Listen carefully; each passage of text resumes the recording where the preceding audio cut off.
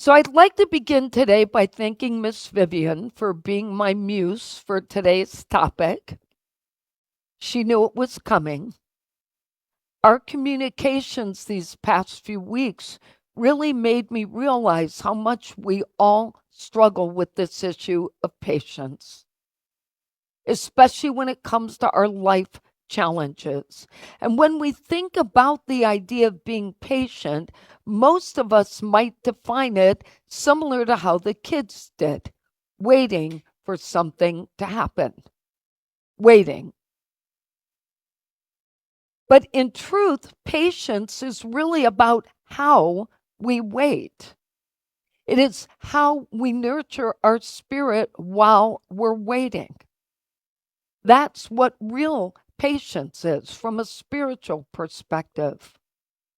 It's how we face uncertainty and the way we act in those moments. Charles Fillmore said, patience has its foundation in faith, and it is perfected only in those who have unwavering faith. So, unwavering faith in God, in a higher power, and whatever you see God as, which most of us would not define patience as. But I think Charles made a great point because patience is often, in my opinion, mischaracterized as some passive endurance on our part.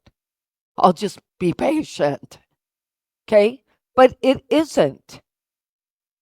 Demonstrating patience is demonstrating our faith and our trust in something bigger than us by doing what is necessary to take care of ourselves in that process.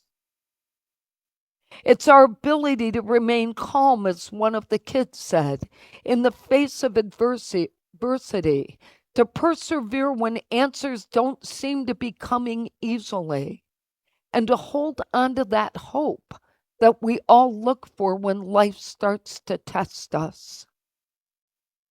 And yes, patience is a virtue, virtue, but it is a spiritual virtue. And it can actually empower us to be better people.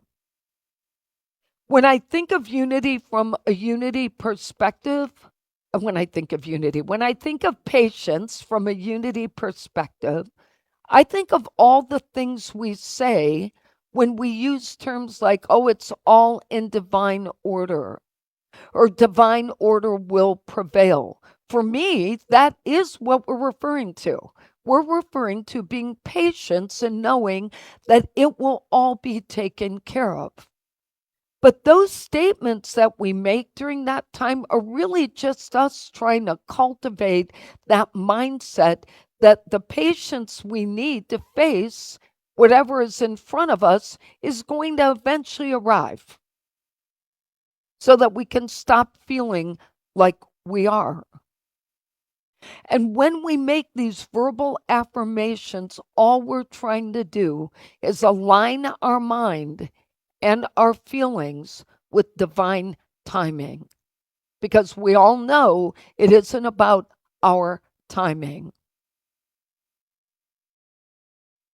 So if we think of this from Charles's perspective and the idea that patience is about that divine order concept, we would have faith and trust in God or our higher power to ensure that the future was clear without us doing anything but maintaining a level of faith and trust and hope. Now, sometimes it's probably our way of recognizing that every experience has a purpose and every season brings its own lessons. But from my experience, this is where we all get stuck. So I really want to walk us through this. Where I think we get stuck is between it's all up to God and it's all up to me. So let's just revisit our growing up years. when we constantly heard that we needed to be responsible, we needed to be accountable. And someone's always telling us, oh, you've got to get a job and you've got to this and you've got to that. And if it isn't working for you, then you should do something about it. So we grew up being taught, many of us did, that we needed to be in charge all the time. So it's very hard to have patience with that mentality because we think we're supposed to be taking action. And it can be very confusing. But our spiritual practices teach us to surrender to our unfolding and allow divine spirit to lead the way. But that's assuming you believe in something bigger than you, which is where it all starts. Is it you or is it somebody else? Is it something else? Is it an energy? Are you connected to something bigger than you? Because from where I sit, that's the whole purpose of us being here today. Is we're here because we're trying to figure out how to get that wired connection sound working for us, not allowing us to fall into the depths of despair when we don't have the answers.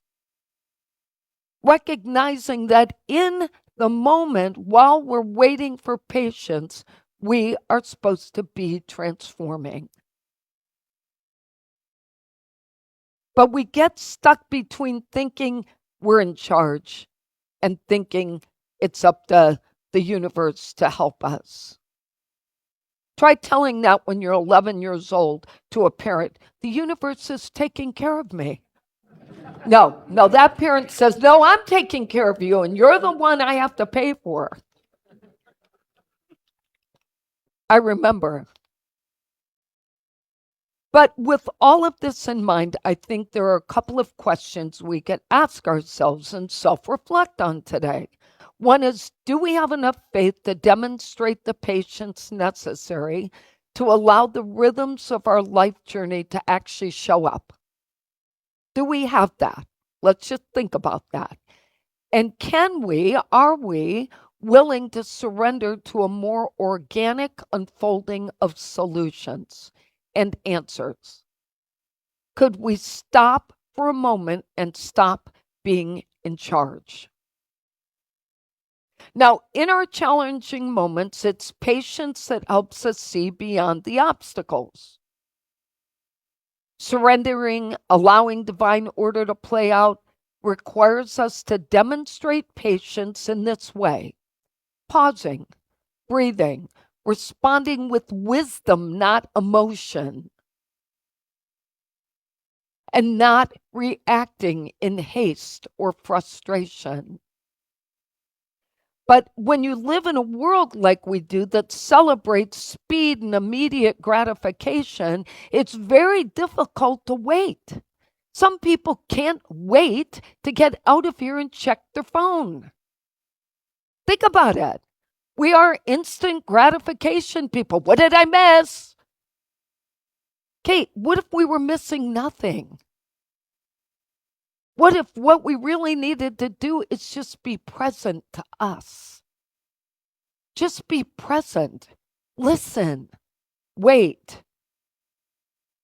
In order for us to respond with wisdom, we actually need to slow down and to reflect on the things that are bothering us or we're worried about, and allow the process to unfold and learn to listen to a higher wisdom that allows us to transform in the process. When we practice patience with ourselves, we are fostering self-compassion and self-love. If we're nurturing ourselves during those times we need to be patient, we are practicing self-compassion, which we're not very good at. And if you can demonstrate self-compassion and self-love, then it's easier for you to do the same with others. But you can't do it for other people till you do it for yourself. And when we're patient, We deepen our connections with other people, and we create more unity and peace in our relationships. But the key thing I want you to remember is every one of us is on our own journey. And we are all doing what we feel we need to do. So if all of us could stop telling everyone else how to live, it would really be helpful. And maybe people will have time to get their own life together and transform and be patient and wait for divine order. But no, we want to rush them along because their problems for some reason are problems for us. And I never understand why. You have one person to take care of, fully take care of, you. We all have one person, us. And if we get that right, everyone else that comes into the fold gets the best of us. And when you're not taking care of yourself and you don't have the patience to do it, here's what happens. Everyone in your circle gets the worst of you. And it's not pretty. You know, many spiritual teachings emphasize the importance of patience. I want to share 5 of them with you. So in Christianity, patience is listed among what they call the fruits of the Spirit. And those are the signs that our life is attuned to God. In the Buddhist teachings, patience is referred to as one of the perfections needed in order for us to reach enlightenment. In Judaism, patience is one of the key character traits that people are to focus on in their spiritual, ethical, and emotional development. And I love what this rabbi said, Rabbi Mendel of Satinoff. He said, when something bad happens to you and you did not have the power to avoid it, do not aggravate the situation even more through wasted grief. So think about what he's saying to us. If you couldn't control what happened and you're still spinning about it, then you're wasting your energy. You're not transforming yourself. In Hinduism, patience is considered a form of wisdom that allows one to endure and to overcome difficulties without losing hope or faith. And the act of patiently waiting in Hinduism is seen not as a punishment, but as a gift and a reward, because you demonstrated that ability. And in Islam, patience is an active, steadfast virtue that involves self-control, perseverance, and enduring hardship with faith and resilience. So if you put just that sampling together, basically what we heard is patience is not seen as a weakness. It is seen as a strength. And it is seen as a force that allows us to endure, to forgive, and to grow. But we need to set realistic expectations for ourselves in learning patience and embrace opportunities to grow rather than rush the results. We need to stop hurrying. I've got to know by tomorrow. No, you don't. If you were supposed to know by tomorrow, it will be taken care of. Have some faith. Sometimes we're so in the weeds that we are blocking any answer that could come because we are so busy caring what we think is the right answer. And that doesn't help us be strong people. Maybe we need to journal some of what's happening. Maybe we need to notice when we're actually demonstrating patience. And we should celebrate our progress because we all know when we're making little inroads in our ability to be patient. But as we nurture patience in ourselves, we will begin to see the gifts because we're going to be less anxious. We're going to be far more understanding. We may even be better equipped to handle the unpredictability of our life journey. We're going to have stronger relationships, deepen our faith, and experience lasting peace. And we will grow into the people we are meant to be when we get out of the way. But most important for us to remember is that patience isn't a matter of us waiting for life to change. It is changing while we wait. It is that quiet confidence that what is meant for us will come, and that we need to embrace opportunities to grow. It is a sacred space where our hearts open, our spirits strengthen, and our vision clears. And this sacred space of changing while we wait can also be used to empower us to move forward with grace and courage and unwavering faith in the goodness of our life journey unfolding. Let's review today's lessons. So, the power of patience can help us learn to trust in divine timing, surrender to our unfolding. Number 2, to respond with wisdom and nurture resilience and clarity. Number 3, to demonstrate self-compassion and create space for full acceptance of ourselves. And number 4, to observe and celebrate progress and acknowledge the wisdom we have gained. And the affirmation for today is simple.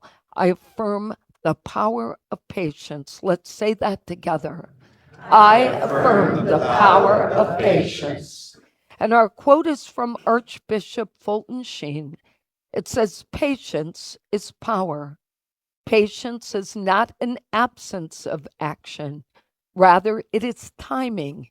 It waits on the right time to act for the right principles and in the right way. And so let's take this in.